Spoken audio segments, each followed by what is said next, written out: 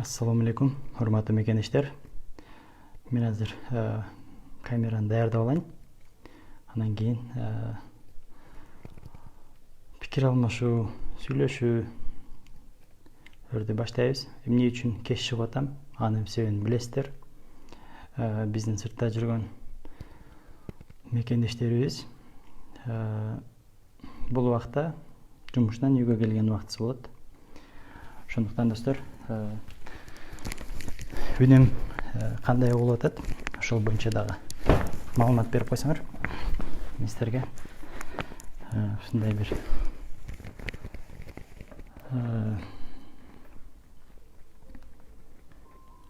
ушундай атмосферада сүйлөшкүм келди силер менен.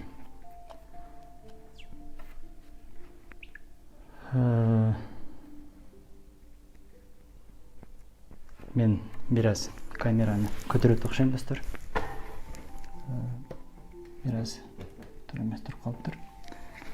Менимче эми жакшы болду деп ойлойм.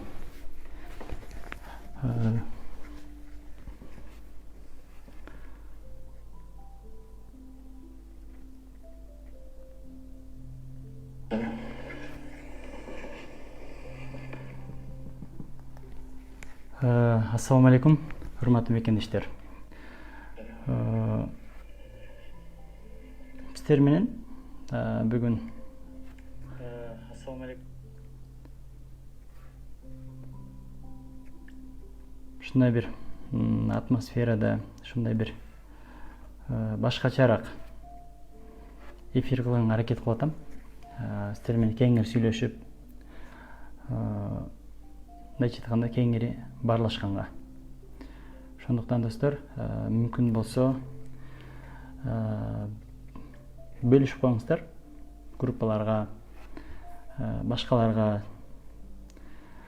Анда кандай десем, менин үнүм кандай болуп атат, ошол боюнча дагы комментарийга жазып койгула достор.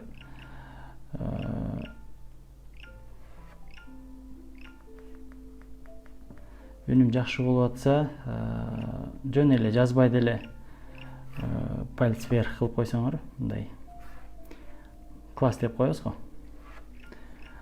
Мен түшүнөм.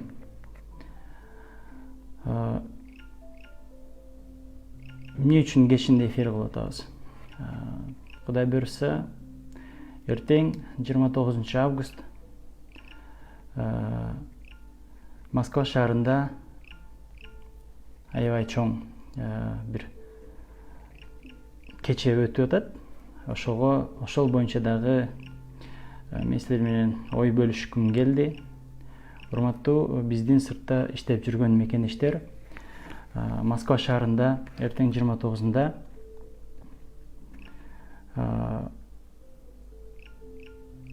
чоң бир кече болот. Ошол кечеде биздин мен укугум бар, мен макул эмесмин кыймылдары бир жакшы кече уюштуруп атат.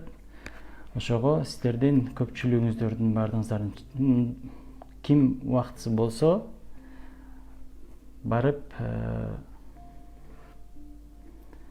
көңүл ачып, катышып дегендей келсеңиздер болот.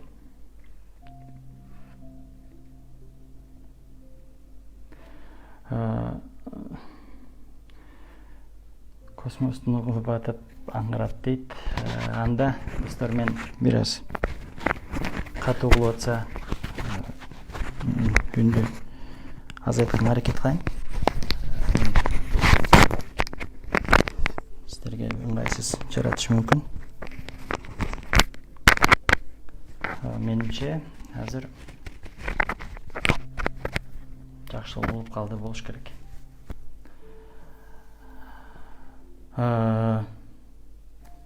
Дагы эмне жаңылыктар бар? Комментарийлар боюнча бир аз кечээки жакында жасаган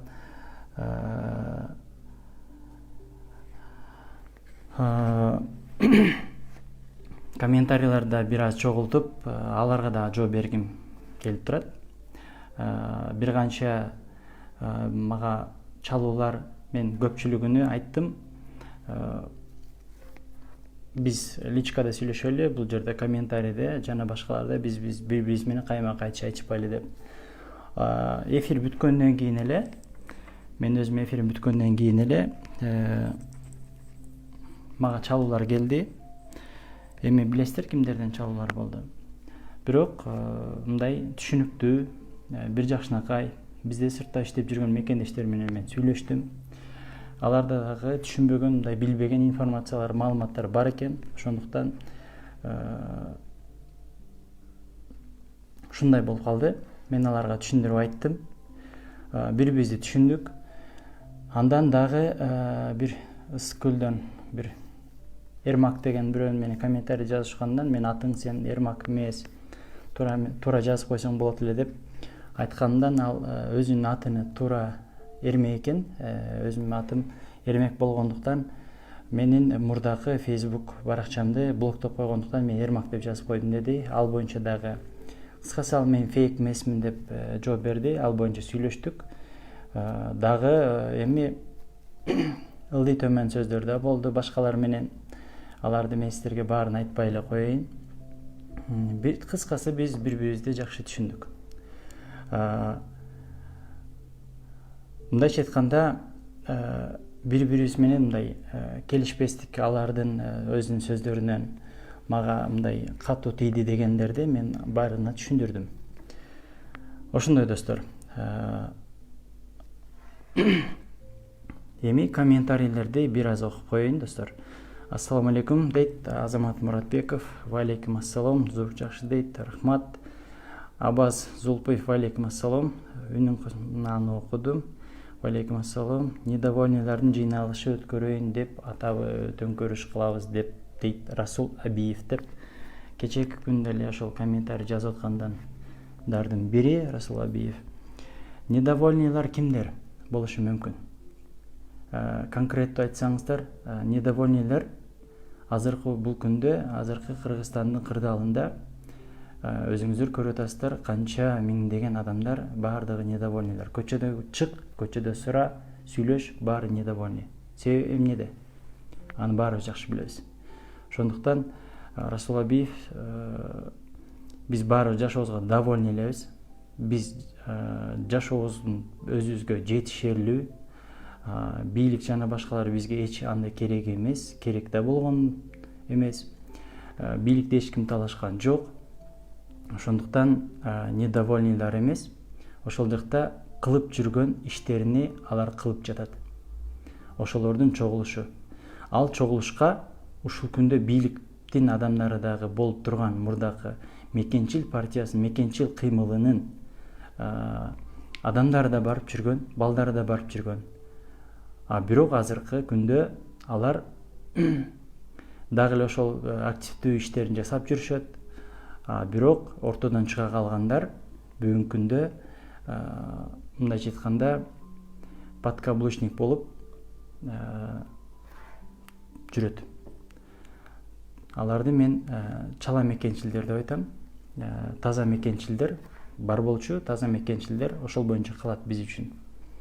Алар менен биздин мамилебиз аябай жакшы, бирге иштешип келгенбиз. Шайлоолорду бирге иштешкенбиз достор.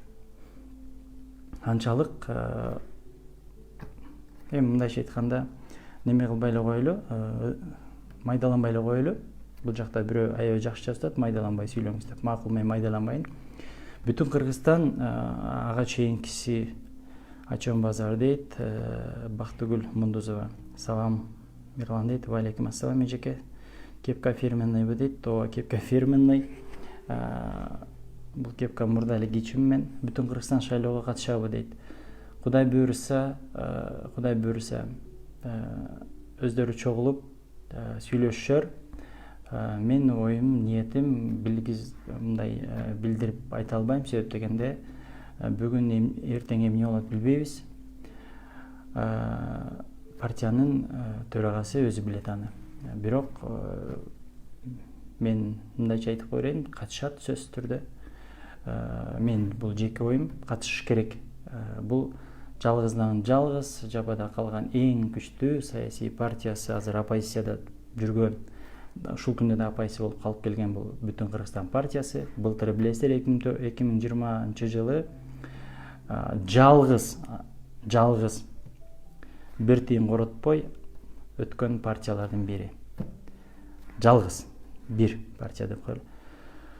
Расул Абиев чайналба дейт. Чайналган жокмун. Эмне Бакайга, Бекзатка, Гуниге окшоп кыйкырып сүйлөсүмбү дейт. Жок, мен бул өздөрүнүн сөздөр экен. Машин тиркеде жакында. Довольный болсоң күзгүгө карасаңар. Расул Абиев кайсы күзгү билбейм, түшүнгөн жокмун. Бекзат деген жүгүндү чочконун ургаачысы недовольный. Бүтүн Кыргызстан, Мирлан мырза, ассаламу алейкум. Адакин Кимсанбаев, ден соолугу жакшыбы? Силер чоң ийгилик. Азамат деген жазыптыр. Рахмат. Адакин Кимсанбаевич менен кече күнү жолугуп сүйлөшкөнбүз. Жакшы ден соолугу, маанайы да жакшы, жүрөт. Биз тааныган адамдарга салам дубасын айткан. Бул жерде жугунду бербейт. Сага чыгышке дейт. Бүтүн Кыргызстан, не максат, сен де өзү кимсиң? Расул Абиев, мен обычный мындай активистмин, жөнөкөй активистмин. Бирок өз укугумду билген, анча-мынча кагазга түшүнгөн, анча-мынча кагазды окуй алган. Кыйкырбай, жөн ыйлабай, кайра жок нерселерди бар деп, факты деп андамдай сүйлөй бербеген жөнөкөй жаранмын. Ошол. Депутат болгун келеби же?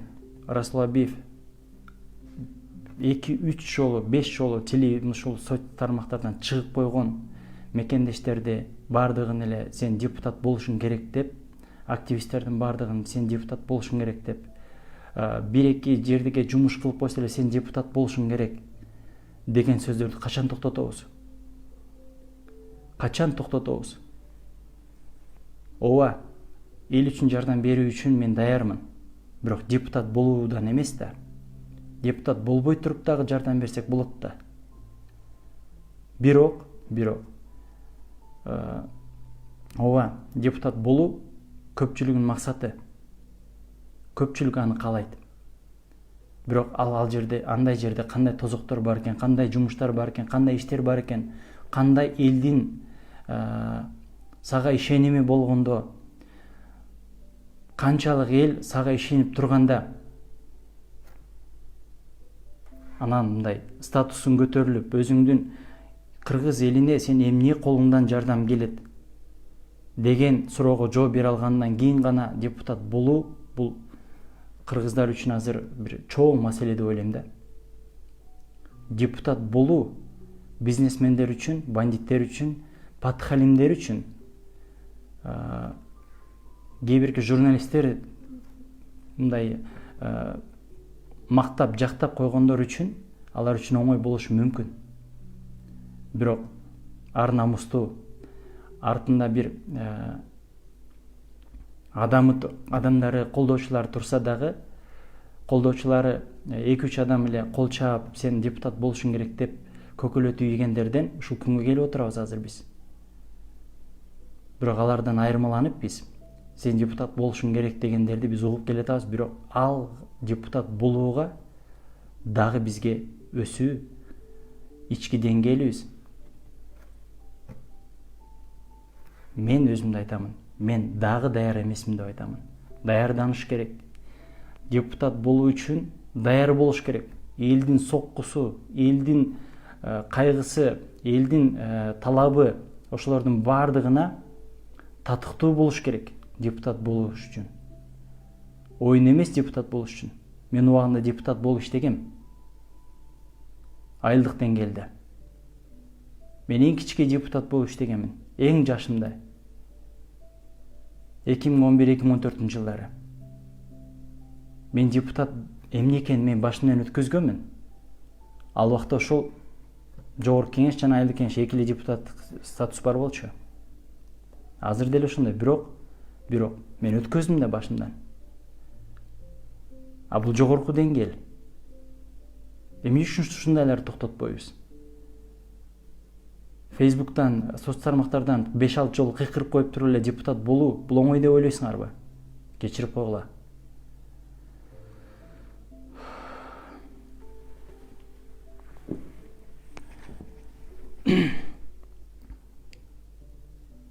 Мен азыр депутат дегенден кийинки бул жерде бүтүн Кыргызстан алга не максат, сен өзүң кимсиң, койчу эч ким жок, недовольный болгон жакшына болосуңар.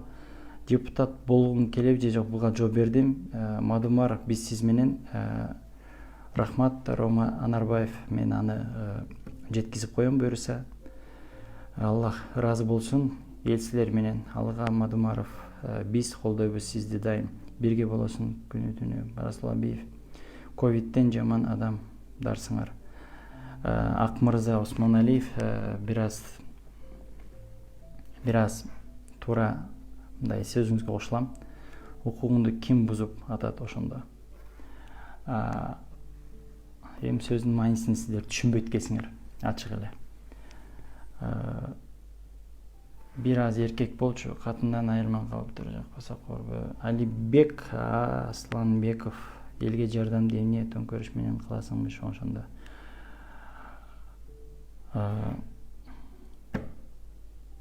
Түшүндүм, Расул Абиев. Аман бол. Аман бол, аман бол. Ийгилик сага, Кудай бөлүп, сага дагы бир инсап берип калар. Нурек Аманов дейт, Мирлан алга, Мадумаров алга дейт. Расул Абиев, сен өзүң ким? Макул, силер өзүңүздөр бири-бириңизге жооп берип туруңуздар. Достор, эмне болду? Бир аз мындай немеден алыстабайлы.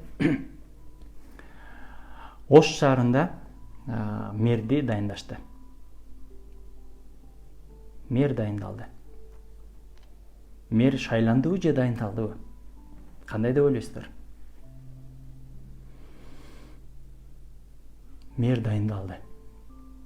Окшойт, шайланган жок деп ойлойм мен. Себеп эмнеде? Аны эмне себептен айта алам? Ош шаары боюнча 45 депутат бар. Анын көпчүлүк мандатты алган Ата журт Кыргызстан партиясы. Ал кимдин партиясы? Аны жакшы билебиз. Мэр кимдин атынан коюлганын анда билинип калды, көрүп турасыздар. 45 адамдан 2 адам каршы берди, 43-ü макулдук берди деп жазылып айтылып чыкты. Туура. Достор, дайындалбаганда чыныгы шайлоо менен өткөндө биринчиден Ата журт Кыргызстан партиясы анчалык добуш менен келиши мүмкүн эмес болчу. Бул биринчиси. Кандай жол менен келди аны билебиз. Артынан биздин Кыргызстан деген келди. Кандай жол менен келди аны да билебиз. Мурдагы эле. Келгенин да пайдасы жок, кеткенинен да пайда жок. Дегендей эле. Алар кимди алып келди? Алар бул жак бийик тараптан сунушталган адамды мэр кылып коюшту. Качан уялабыз, качан токтотобуз ушундайларды? Тебетей кийип, чепкен кийгизип тимеле. Кайсыл арыңарга ошолорду кыйылдыңар? Кайсыл арыңарга гүл берип атасыңар? Бир жума кызмат кылып, же болбосо бир ай кызмат кылгандан кийин мактап жактабайсыңарбы? Дежурный аксакалдар бар ошол жерде дагы. Жанакы ким келе калса берчүлөрүн берип калып, тебете кийгизип, күйгүзөсүңөр да. Ошентип мэрди шайлап алдык. Шайлап алдыңар.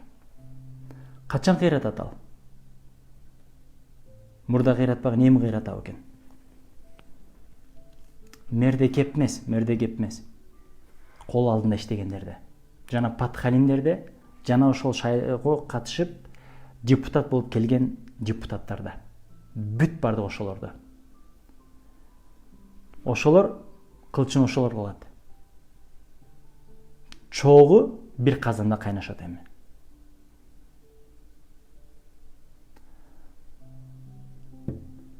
Эми буга чейинкini айтайын. Буга чейин достор Афганистанда болгон ситуация боюнча. Афганистанда достор самолетко жабышып алып, самолет менен кошо чуркап, өз жаныны сакташ үчүн, келечегини, балдарыны ошол жакта болуп аткан коркунучтан качып, самолетко кошо кучактап, самолет менен кошо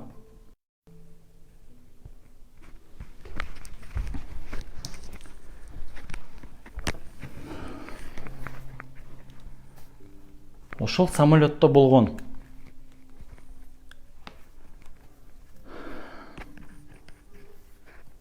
элдерди көрүп алып, биз шылыңдадык. Соц тармактарда кайгырдык. Соц тармактарда обсуждение кылдык.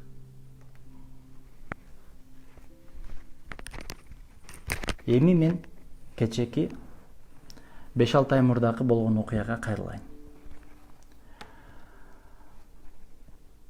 Бизде ошолордун айырмасы болдубу? Болгон жок, достор. Аларды өз өлкөсүнө көпчүлүгү таштап качып чыгып баратат. А бизде да ушундай болду. Качан дебейсиздерби? Президенттик шайлоодо кайсыл область экен билбейм, Садыр Жапаров чоң чогулуш өткөзүп, ошол чоң чогулушта биздин акелерибиз, Патхалим акелерибиз, дежурный акелерибиз подход кылып, ат мингизип, аттын алдында, аттын жанында, аттын тегерегинде кошо чуркаган чоң эле акелерибиз ошол самолет менен чуркагандар менен бирдей эле болбоду беле? Ошондо эмне үчүн шылдыңдаган эмеспиз аларды? Эмне үчүн ошолорду обсуждение кылган эмеспиз? Макул. Деги самолетко чуркагандар, самолет менен самолеттун бортуна илешип калайын дегендердин бардыгы өз жаныны сактап калуу үчүн аракет жасады. А бизде Садыр Жапаров менен ат мингизип алып, жанында чуркаган биздин агаларыбыз эмнесин ойлоп чуркады экен? Ат менен чогуу аттын алдына түшүп алып чуркабады беле?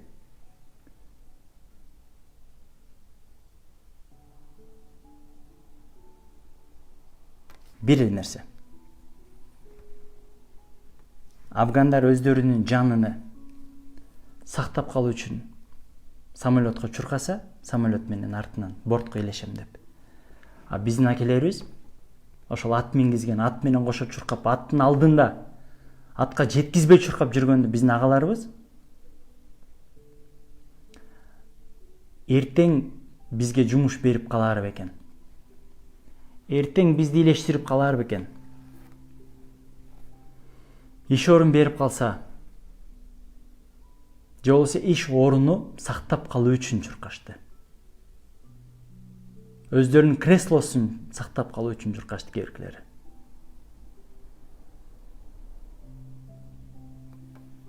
Экөөнүн эч айырмасы жок.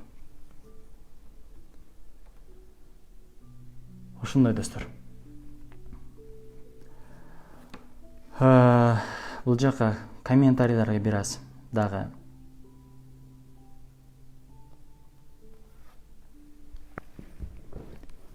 бирок ошол агитация учурунда адаханында ат мингизишкен эсинде болсо, өзү сатып алып жанындагы маңкурттарына бердирип, бирок Расул Абиев дейт,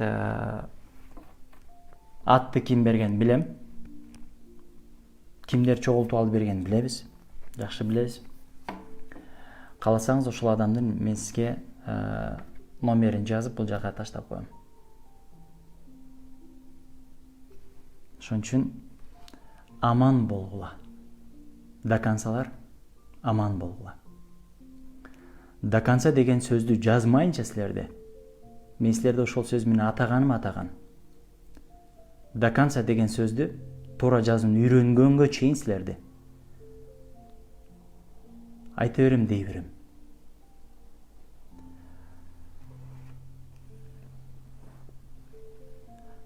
Достор, комментарийлер боюнча айттым. 29 август эртең, бүгүн биздин Кыргызстанда 29 август болду. Москва шаарында дагы 1 сааттан кийин 29 болот. 29-да менин укугум бар кыймылы жана менин макул эмесмин кыймылдары чоң бир кече уюштуруп атат. Сиздердин баарыңыздарды ошол жерге чакырабыз, достор. Аман барып ошол жерге шер жазып, отуруп, сүйлөшүп, талкуулап, Кыргызстанда эмне жаңылыктар болуп атат, алар боюнча сүйлөшүп отуруп келсеңиздер болот. Астында комментарийлерге жазып коебуз, достор. Кайсыл номерлерге чалыш керек, кайсыл адрестерин баарын коммент астына жазып коебуз, достор.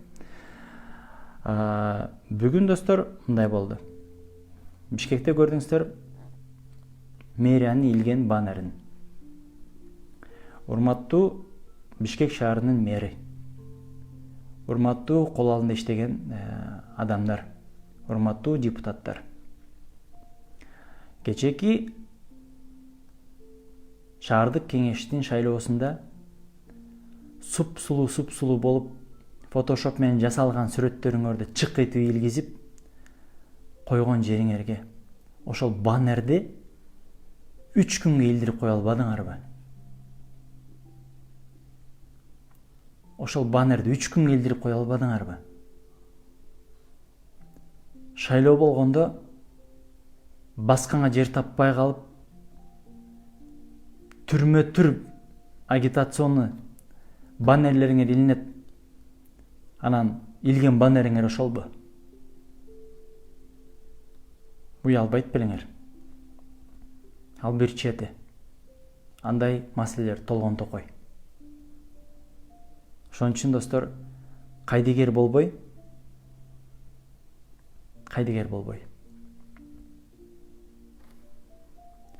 Бардыгыбыз активный аракет жасайлы. Кыргызстандын оңолушу үчүн. Бир адамдын оңолушу үчүн эмес. Бир адамдын чөнтөгү үчүн эмес. Же өзүңдүн курсагың үчүн эмес. Өзүңдүн чөнтөгү үчүн эмес. Кыргызстан үчүн. Эгемендүүлүк күнүнө 30 жыл болду деп атат. Бирок Кыргызстаныбыз үчүн салымыбызды кошуп, аракет жасап, ошондой басып баратканда көрүп өтүп кетпей, ошондойлордун бардыгын отметка кылып, токтотуп, тартып, бир реакция жасап коелу, достор. Ошондо биз оңолобуз. Ошондо жетчү адамдарга жетет. Билем, ал жактагы бийиктеги турган адамдар көпчүлүгү көп нерсени көрбөйт. Алар 90-100дө өтүп кетет андай жерлерден.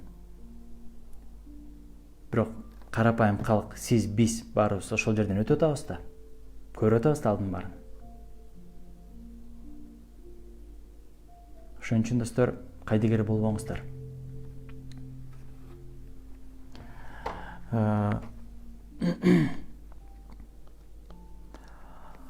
Кээ бир адамдар комментарийде жазып, жана башка кылып, чакырып, мындай болуп атат, достор. Сүйлөшөлү, мынтейли, антейли дегендерчи. Достор, реалдуу, конкреттүү колуңарда бирдемке болсо, же болсо конкреттүү мээңерде бирдемке болсо, акылыңарда бирдемке болсо, анда реалдуу жерге чакыргыла, реалдуу жерде сүйлөшөлү. Ошон үчүн, достор,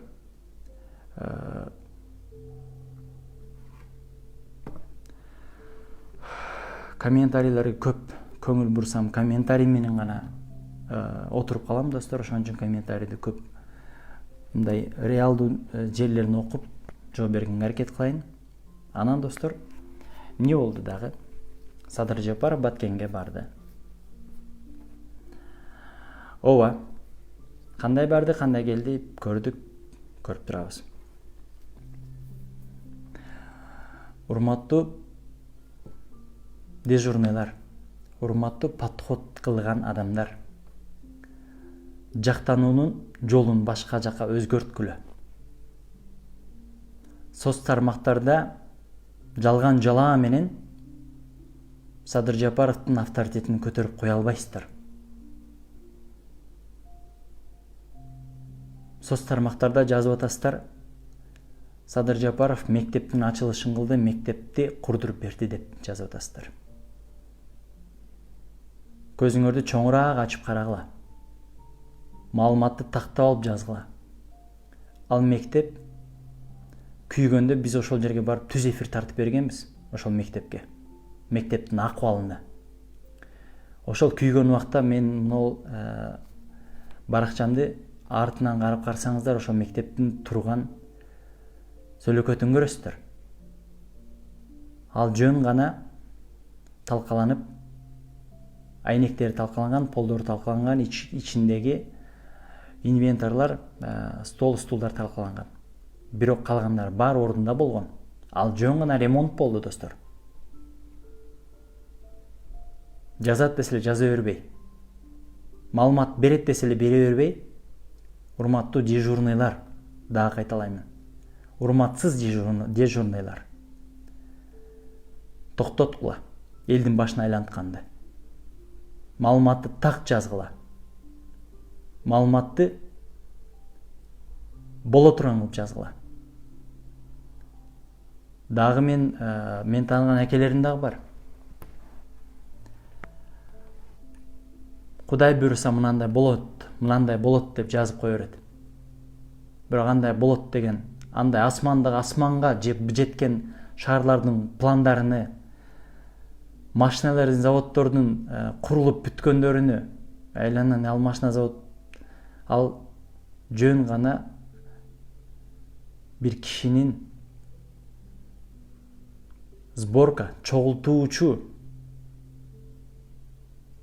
заводду ал Сооронбай Жээнбеков абагында эле куруп, ошондо эле бүтүрүп койгон. Азыркыларга эч тиешеси жок. Ошондой эле Баткендеги үйлөргө дагы. Ал жерде көпчүлүгүн жеке менчик, жеке бизнесмендер, курулуш компаниялар куруп атканын биз өз көзү менен көрүп келгенбиз. Ошон үчүн таң улан токтоткула достор. Макул ачылышын кылып келди. Лентасын кыркып келди. Макул ошентип жазгыла. 30 жылда болбогон нерсени кылып койду, 30 жылда болбогон нерсени жасап койду дегенге токтоткула достор. Реалдуу болгула.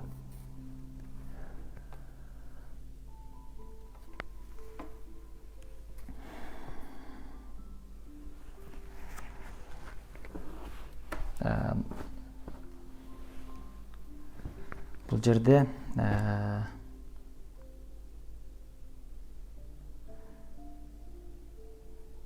Назар Один Набеков дейт, молодец, ийгилик болсун, рахмат, элге жетип эле Адахан экөөңө жетпей койдуго дейт.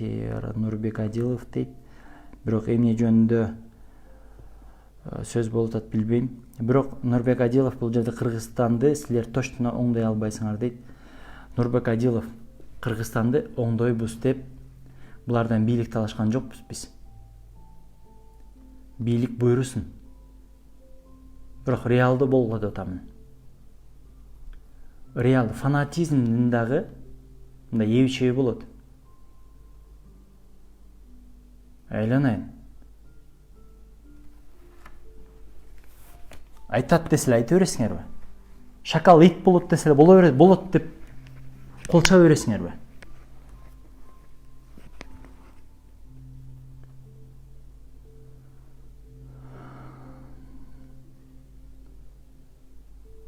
Ошондуктан бийликти эч ким талашкан жок силерден. Акыл үйрөтүп, аткан маңкурт болуп туруп, калкка акыл айтса, эё-меё айла жок, күлөсүң го. Макул, сизге күлкү, бирок сизге күлкү. Кыргызстанда, достор,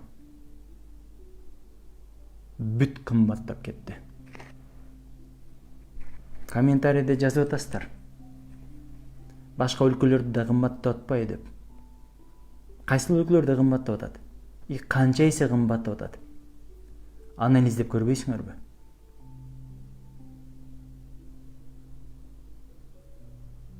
Бул дагы кымбаттайт дегендин белгиси. Дагы кымбаттайт экен жакында. Деп алдын ала информация берип коюп, элдин психологически үйрөтүп атасыздар. Психологиясыны. Бирок ошондой эле биздин кошуна мамлекетибизде, Казакстанда, биз Россиядан келет бизге ГСМ. Бирок ал жакта Россиядан келет бизге көп продукталар. Биз таможенный союзга кирип атканда эмне деп киргенбиз? 4 мамлекетте продукталар жана башкалардын бардыгы бирдей болуу үчүн киргенбиз беле? Кыргызстандан бүт нерселер дүң боюнча башка мамлекет, 4 мамлекетке жиберебиз деп мактанбадык беле? Ошон үчүн таможенный союздун дагы өзүнүн эрежелери бар. Ошондой эле Казакстан таможенный союзда. Эки эсе арзан ГСМ. Продукталар эки эсе арзан азыр ушул күндө. Россияда өзүңүздөр көрүп атасыздар, жашап атасыздар ошол жакта. Же билбей атасыздарбы? Көрсөңүздөр да көрмөксөн болуп атасыздарбы? Кээ-бирки досторум айтат. Россиядын баасыны Кыргызстанга сомго которгондо ошондой эле сумма болуп чыгып атпайбы деп. Пенсиясын которуп көрбөйсүңөрбү? Айлык акыны которуп көрбөйсүңөрбү? Сомго которуп көр. Ошентип салыштырганда. Экономиканы билбегендер, түшүнбөгөндөр. Бир аз кеңенирээк ойлонолу.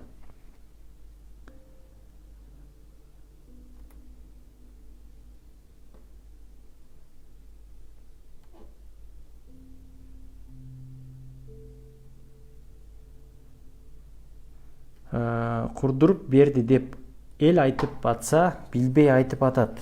Көк мээ дөө парас Садыр Жапаров деп, Расул Абдиев кайра Садыр Жапаровду дөө парас деп жазып салган окшойт. Бут салынган үйлөргө, ремонтторго сен айтып аткан бүтүнө Турция жардам берди. Ошолордун каражатына курулду. Ремонт болду деп айтты. Режеп Тайып Эрдоган рахматын айтты. Жеке ишкерлер курду деп айтты. Жөн гана ачылышын кылып келди. Ал рас. Рахмат маалыматыңыз үчүн. Рахмат. Бул туура маалымат. Бирок көп жерде соц тармактарда кол чаап жазып атат. Түшүнбөй.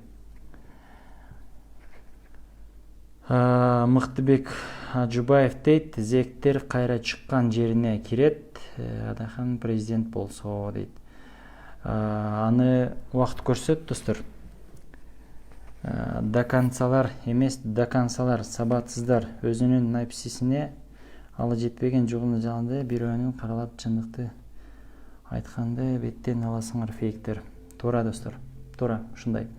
Элиң олмайынча бийлик оңолбойт. Назар Адинабеков өтө туура айтасыз. Бүт күнөө бизде, бүт күнөөнүн баары элде. Кыйкырып, ыйылап атып, биз жеңдик деп кыйкырып площадьда. Бир башка мамлекет менен согушуп, башка мамлекетти жеңип алгандай кыйкырып биз жеңдик деп. Ошол патхалимдер каякта азыр?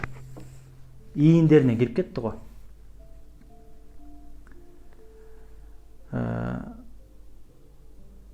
Бул чындык. Азамат Сымырлан, эним алга, атаңдын башы шакал, турунду карап алчы айбан дейт. Клара Сарбашева дейт. Рахмат, жакшы сөз айттыңыз. Бирок атама асылбаңыз сурайынчы. Кыргыз элим мага жардам керек дейт Манасбек Зайнидин. Кандай жардам керек өзүңүздөр мындай астына жазып коюңуздар. Ичин күйүп жатабы, Садырдын балекетин ал дейт. Мен Садырдын балекетин алгымды келген жок, балекетинин кереги да жок мага. Ал кишиден эчтеме талашкан да жокмун. Сүйлөйт, сен деле барып Ахмадмардын үйүн ичке чайын тартчы дейт. Анарбек Чомоев дейт. Достор, жеке жака өтүү бул ипластык деп коет. Саясатта саясаттай болуш керек. Саясатта реалдуу ринг бар. Ал эмне? Ал ушундай соц сармак. Ар бир нерсенин өзүнүн эрежеси бар, достор. Жеке жашоосуна киришип, жеке жашоосуну чыгаргандардын бардыгы иплас, ит, айбандар деп айтам мен. Жеке жашоосуна киришкендердин бардыгын ит, айбандар деп айтам мен. Эшикке да тең эсе болбойт. Эшектин да бир аз акыл бар.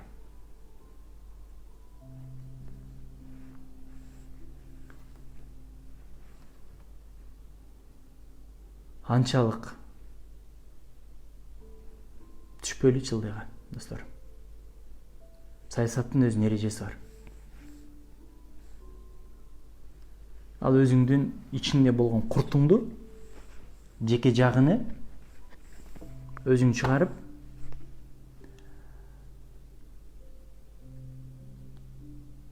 тартып, жеке жагына киришкениң үчүн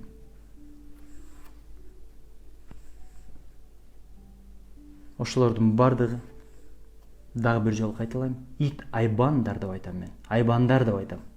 Шакалдар деп айтам.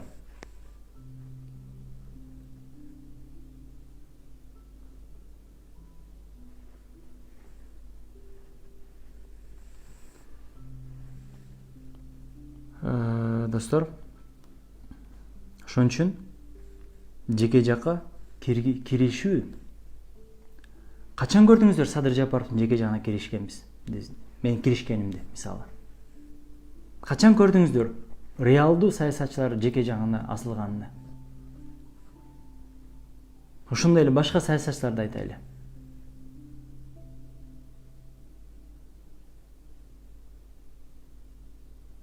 Саясаттын дагы сасыгын чыгарып бүттүңөр. Чала сабатсыздар менен. Бир аз болсо дагы деңгээлиңер жогорулайт десе, жок. Туулган боюнча экенсиңер.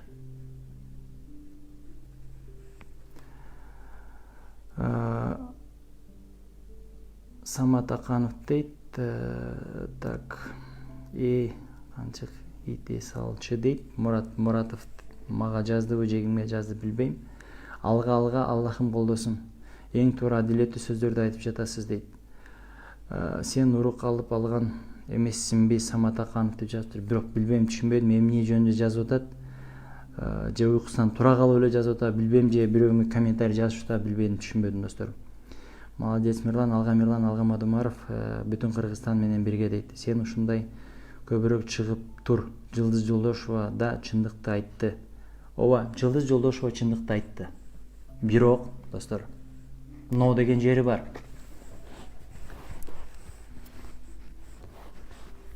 Убагында билбеди беле. Ошондой болуп кетишине. Же үмүттөндү беле. Ал дагы чоң сөз. Мындай суроо белги.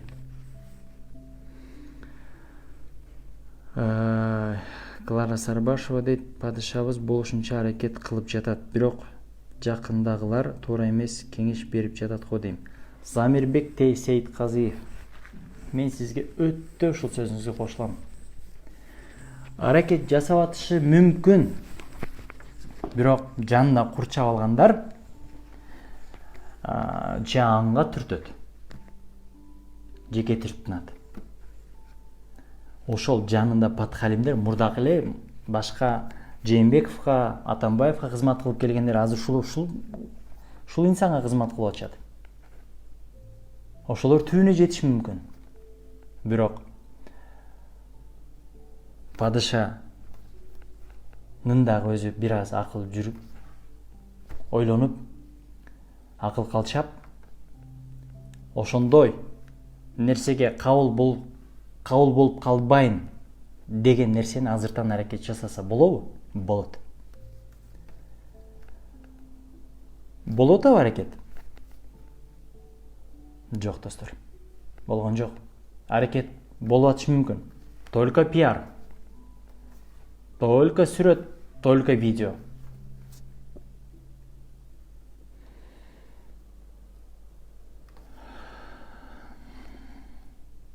Чындыкты уга албагандар сабатсыздыгын далилдебей чыгып ташыңарды тергиле. Самат Аканов, туура айттыңыз, сен дагы сасыйсың саясатта.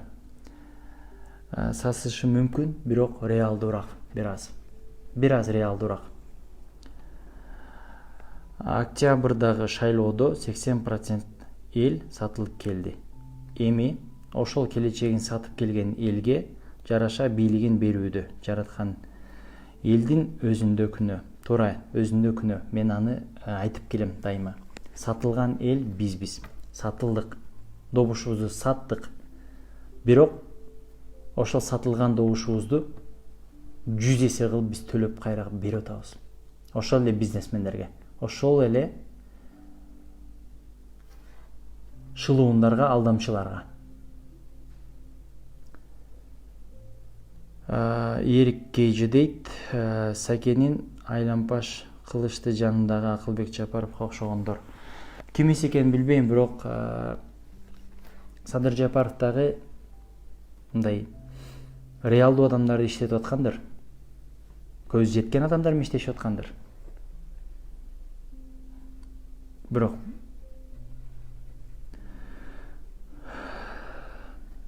айткан суроогунан өттү. Буга чейин айткан. Мага мынча эле суроо деп. Андан кийин айтты. Мыйзамды бекитип берсеңер ошондон кийин баштайм деп. Мыйзам да бекитилди. Эмне болду? Эмне өзгөрдү?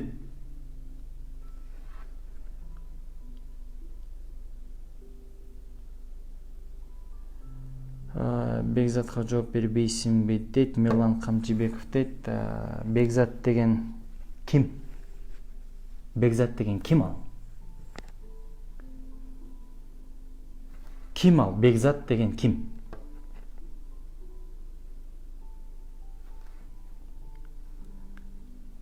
Реалдуу бирөө болсо, мындай сүйлөшө турган бирөө болсо, сүйлөшөбүз. Мындай кеп жок. Эчтемкеден эме кылган эмеспиз, билебиз. Ал ким, мисалы? Мен реалдуу мекенчилдер менен сүйлөшүп жүрөм. Мен билем реалдуу мекенчилдер менен. Катташып да жүрөм.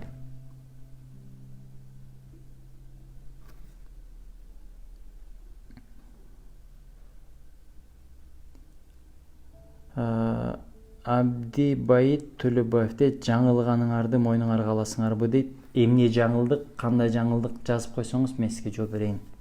Ассаламу алейкум Бордош, сен жеке пикириң кандай? Адахан мырза бийликке келсе, анда айлансындагылар башын айлантпайт деп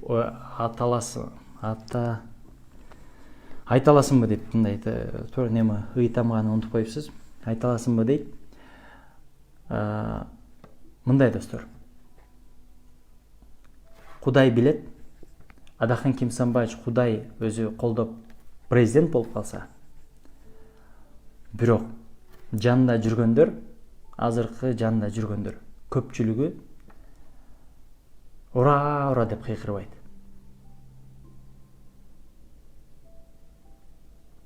Ыйлабайт. Жеңдик деп ыйлабайт, кыйкырбайт дагы. Биз жеңдик деп площадьда кыйкырбайт алар. алар кайгырышы мүмкүн. Себеби эмнеде? Себеби бул өтө оор кызмат. Аны ал билет ал киши. Ошондуктан достор, ал жерге жеткенден кийин Адахын Кимсанбаевич буга чейин кылып келген кызматтары менен, буга чейин кылган аракеттери, буга чейин кылган иштери саясатчылардын баары билет. Эмне үчүн бул менен достошпойт? Эмне үчүн бул менен биригишпейт деген көп суроолор болот. Чыдабайт эч ким. Себеби эмнеде? Себеби дисциплина, тартип, ыйман. Андай жолу жүрө албайт. Андай жол менен бара албайт алар. Алар бүгүн бирдемкени сүйлөйт, эртең экинчини сүйлөйт. Төртилик деген түзүлгөн убагында. Ошонун ичинде Камчыбек Ташиев да бар эле. Ахматбек Келдибеков деген бар эле. Ошолордун бардыгы бул киши бир сөзүнө туруп койгондуктан кетип калышты. Акыркы жалгыз калды.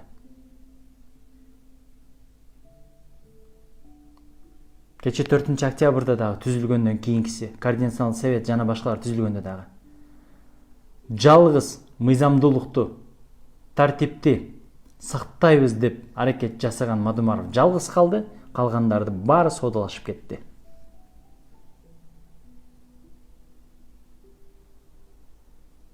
Мына достор, саясатчы деген туруктуу болуш керек. Реалдуу болуш керек.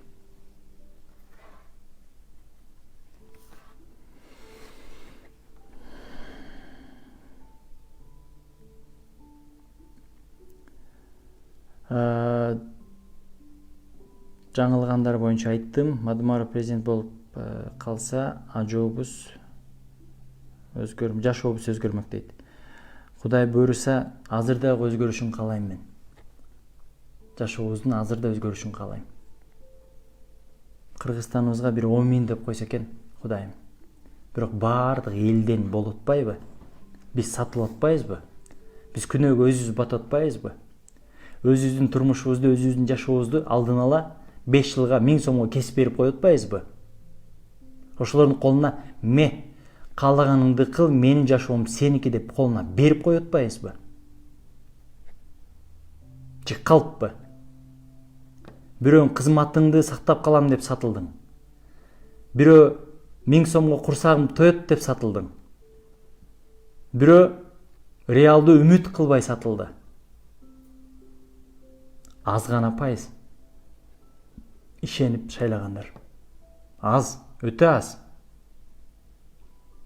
Ан 4 октябрда 2020 жыл шайлоонун жыйынтыгын карасаңыздар, 6%га да жеткен эмес. Садыр Жапаровдун деңгээли 6%га да жеткен эмес. Вот ошолор реалдуу ишенгендер деп ойлойм мен. Реалдуу Садыр Жапаров деп ишенген ошол 6%га жетпеген адамдардын реалдуу ишенгендери. Андан кийин пайда болгондордун бардыгы оомойлор,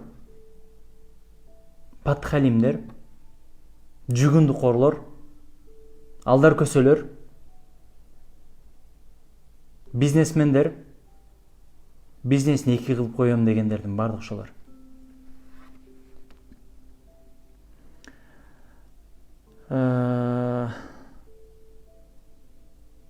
Койчу досум дейт, ошол деген гыйбаттан башы чыкпайт дейт, жаманга жолосоң көөсү жугат дейт. Туура айтасыз. Азыр элдин көпчүлүгү уктап жатат. Өзүнүн кара курсагын ойлогондор көбөйүп, бирок жеп жутарлардын курсагын тойгозуп жатканын сезишпесе да керек. Туура. Самат Аканов туура айтасыз. Клара Сарбашев дейт, койчу акылдуусунбай дейт. Садырга убакыт бериш керек. Сонун иштеп баштады. Сонун иштеп баштадыбыз, сонун иштеп келетабы. Канча ай өттү? 9 ай өтүп атат уже. 9 ай өтүп атат. Реалдуу иштерди жасаш керек. Убактысы бар. Ошон үчүн эми иштеп баштаса силер үчүн, Кыргызстан эли үчүн 9 ай иштеп атат. Роза Окон Адаханды жалап жүрүп өтөсүңөр го дейт. Роза деген ким экенин тааныбайм. Мадымаровдун артында билимдүү, акыл эстүү жаштар турушат. Адаханды, Садырды да колдобойм. Бирок Адахан Мадымаров Садырга караганда 99% жакшы иштемек. Тарта албай тат Садыр дейт. Азамат Самирлан дейт. Адахан Мадымаров болбойт, Текебаевка кошулгула бүтүн Кыргызстан буйрса Черкешевич болот дейт. Памир Толонбаев дейт. Мен ал болот, бул болот деп айтпайм, достор.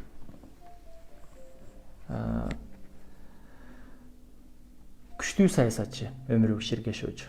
Таза саясатчылардын арасында коша албайм. Бирок күчтүү саясатчынын арасында коша алам. Таза саясатчылардын арасында 2-3 эле адам. Алардын бири Мадымаров.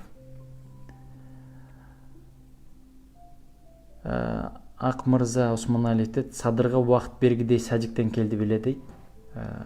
30 жыл мурун кайда элең?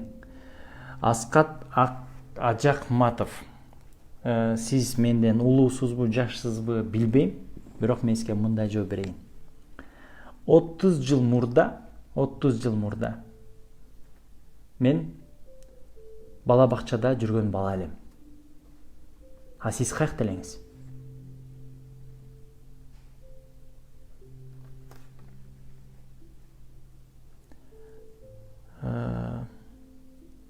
Замирбек Сейитхан, бизде Баткен районунда бүгүнкү күндө 37 үй калыбына келе элек. Бирок президентибиздин Баткендеги өкүлү жабыркаган үйлөрдү калыбына келтирбей эле өзүнүн үйүн калыбына келтирүүдө. 3 миллион сомдук тротуар бүттү деп документтештирилген, бирок тротуар бүткөн эмес. Бул да президенттин өкүлү Рахимовго тиешелүү. Булар боюнча падышабыз билбейт го дейм. Кантип президентке жеткирсек болот? Замирбек Сейитказиев, сиз ошол берген маалыматы боюнча 3 миллионго элдин акысынан өзүнүн үйүнө бүтүрүп алса, ошолордун бардыгыны чогулуш кылып, ошол жерде жергиликтүү эл менен сүйлөшүп, бир чечимге келсеңиздер болот, сөзсүз түрдө. Жана видеого ошол тротуарды тартышыңыз керек.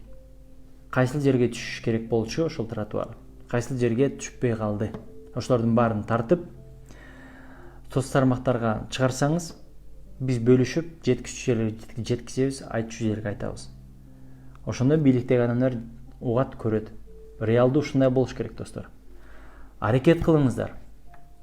Андай нерселерди падыша барабы, башкасы барабы, көз жууп билесиздер.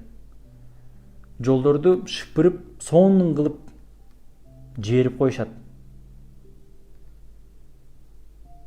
Андай нерселерди билиш үчүн, андай нерселерди көрүш үчүн бир аз тажрыйба керек. Калый Тургунов дейт, рахмат, билими биздин төмөндөгүнө караганда келечекте мамлекет эмес, область болуп кетишибиз толук мүмкүн. Дилназар Дауранова деген айтып атат, биз көпчүлүгүбүз эмнеден кыйналып атабыз? Биз Кыргызстанды, кыргыз улутун жоготуп атканыбыз, мен бул жеке оюм. Мен мурда да айтчумун. Биз кыргыз эли тарап кеттик. Кыргыз эли сыртта жүрөт. Сиздер, урматтуу Россия тургундары, Россияда иштеп жүргөн биздин мекендештер, мен сиздерге мындай айтайын. Аракет жасаңыздар келгенге. Сиздер келишиңиздер мүмкүн, бирок балдарыңыздар, бала чакаңыздар келбей калышы мүмкүн. Себептен алар алды азыр мектептерге барып баштады.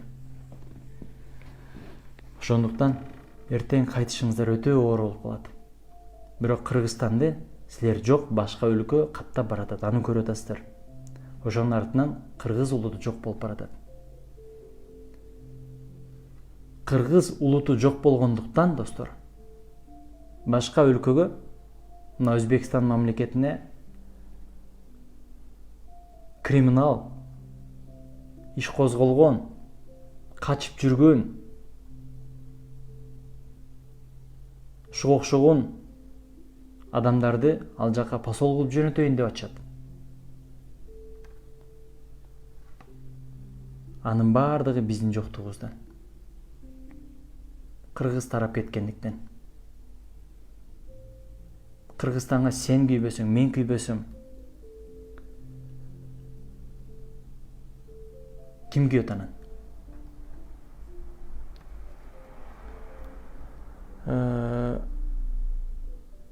Элдер эмкиде кылган жумушуна карап, иштеген иштерине карап, эмнени кыйратканына карап, шайлай эличи, кооз сүйлөсө эле шайлай бербей.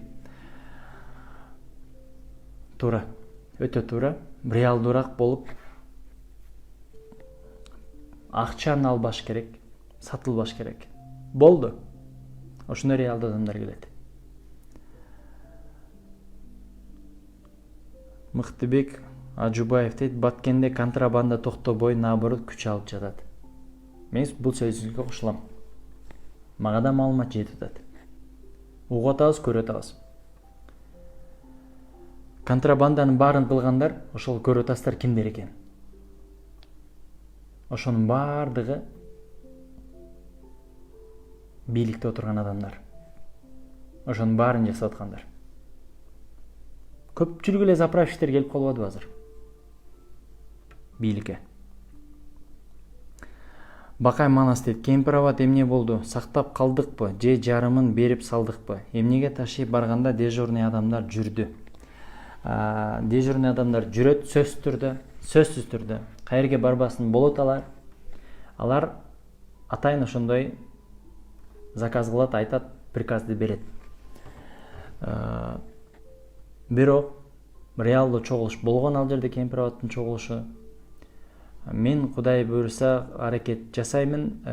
Жана командабыз бар артында турган, кыргыз жер сууларын коргоо кыймылы түзүлгөн ал жерде. Ошол кыймыл контролдо карап турабыз буйруса. Бирдемке болчу дегенде силерге информация беребиз ал боюнча, достор. Расул Абиев дейт, кыргызды тараткан Садыр деп койсоң дейт. Кой албайм. Кыргыз бул убакытка чейин тарап келатабыз.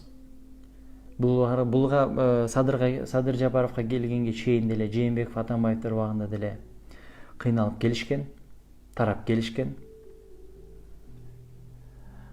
Сен кысып отуруп канча Садырды эч ким жамандаган жок. Туура. Супер Биржава болобу Семил. Аллах барын тараза, жараткан өзү таразалайт. Ташиевдин да жооп берер күнү бар. Достор, мен комментарийлердин баарынын аягына жеттим. Кайра эле кайталанган комментарийлерди окубайын. Достор, ушундай кайдыгер болбойлу. Жакынкы күндөрдө шайлоо болот буйруса. Реалдуу шайлоого баралы. Реалдуу адамдарды шайлайлы. Ойлонолу. 1000 сомго сатылып, 2000 сомго сатылып, мынтип 5 жылдык өз тагдырыңды сатып ийгениң, урматтуу кыргыз жарандар. Бул кесепети ушул тийип атат бизге ушул күндө. Кыргызстан ошончон кыйналып атат. Реалдуу адамдарга добушуңарды бербей койгондуктан. Сатылганыңардан ушундай капаста отурабыз. Кыргызстан азыр ушул күндө башка өлкөлөр менен тең ата сүйлөшө албай калды. Ага да тажрыйба керек экен. Аны көрүп атасыздар. Ошондуктан достор, баарыңыздар аман болуңуздар. Кудай буйруса комментарийлерди окуп, дагы көйгөйлөр болсо жиберип койсоңуздар болот, достор.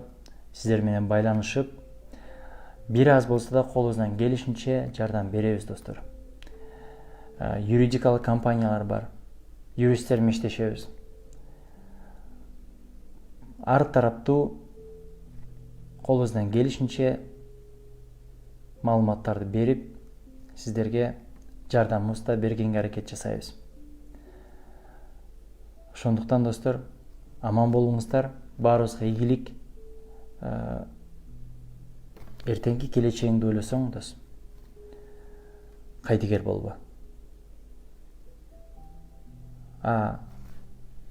Үмүт кыламын десең, реалдуу үмүт кылууну үйрөн. Жок, кичинекей чымчыкты же болбосо бир эшекти кармап алып, мен ушуну тулпар кылам деп багууга киргизип алып, аны кашылап жуунтсаң дагы, анын кулагына күндө мактап, анын жанына ырдап берсең дагы, ал эч убакта тулпар болбойт. Ошондуктан достор, эркин бололу. Жүрөгүбүз таза болсун, баарыбызга иман берсин. Баарыңыздарга ийгилик, Кыргызстаныбызга сиздерди аман эсен келтирген болсун. Кудайым ошолго сиздерге жардам берсин. Ийгилик достор.